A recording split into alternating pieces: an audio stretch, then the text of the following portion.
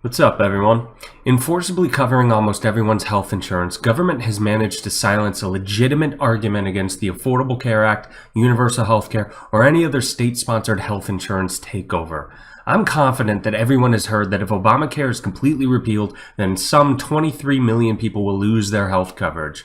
Without going into a breakdown of those 23 million people, it seems that there is a fundamental group of people that have been overlooked and purposely forgotten. Those who don't think health insurance is a huge priority for them.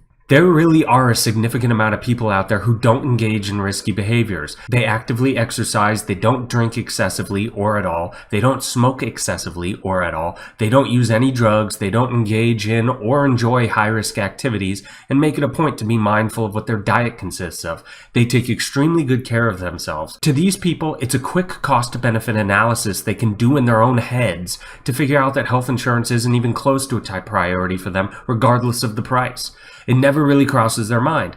But our disingenuous government wants to make it seem that without health insurance, all people should live in constant fear and anxiety, that they're always one moment away from being financially and physically destroyed forever.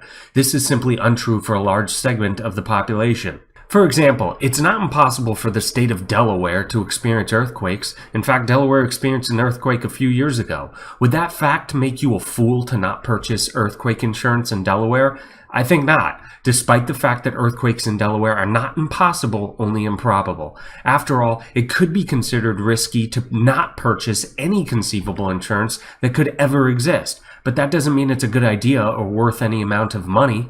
Do freak accidents occur? Sure, but the reason why they're called freak accidents is because they're highly unlikely. Because of this easily digestible idea, there are large numbers of people who might not care to purchase health insurance even if the price tag is minimal.